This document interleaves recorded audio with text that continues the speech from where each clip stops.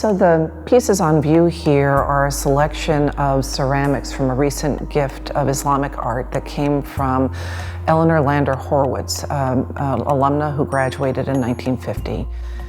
It includes 43 ceramic pieces and 25 paintings that span from about the 9th century to the 17th century. So collectively, they tell a pretty complicated story of the development of art and image making across that time period in the area that today is around modern-day Iran.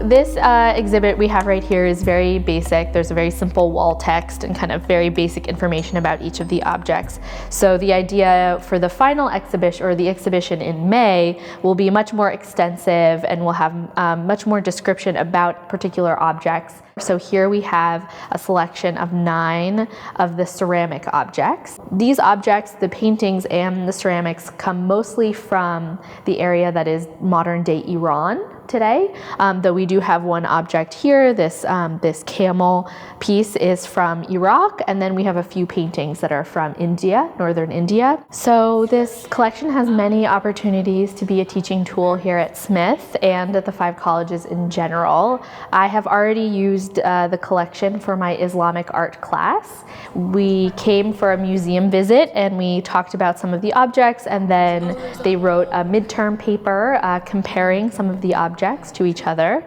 And then next semester I'm going to be teaching a whole course in the museum where we do a lot of work. So many of these objects have not yet been cataloged. For instance, the calligraphy on the vessels has not yet been translated.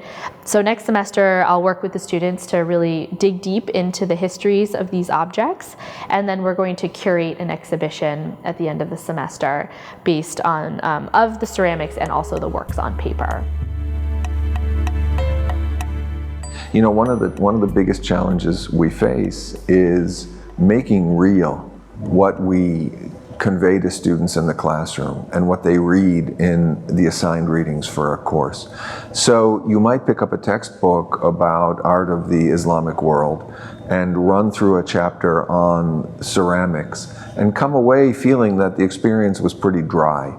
But when you come into a museum and you have the chance to see the objects and you can get a much more tangible sense for what it was that mattered to these people, for the way they used these everyday objects, for how attentive they were to including beautiful objects in their everyday lives, I think you get a whole new appreciation for what it was you were trying to learn through a text.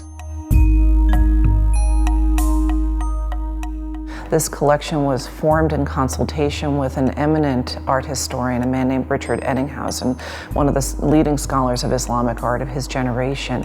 And Elinor has given the college all of her letters that she exchanged with Dr. Ettinghausen, as well as the library that she built up to develop her own understanding of this material. So the college now has an extraordinary resource, not only in the collection she formed, which is remarkable in and of itself, but in this material that allows us to study the formation of the collection.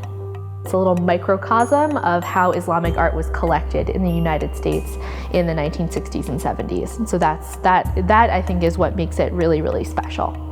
To me, what this collection represents is another step in the consolidation of Smith's resources for the study of the Middle East.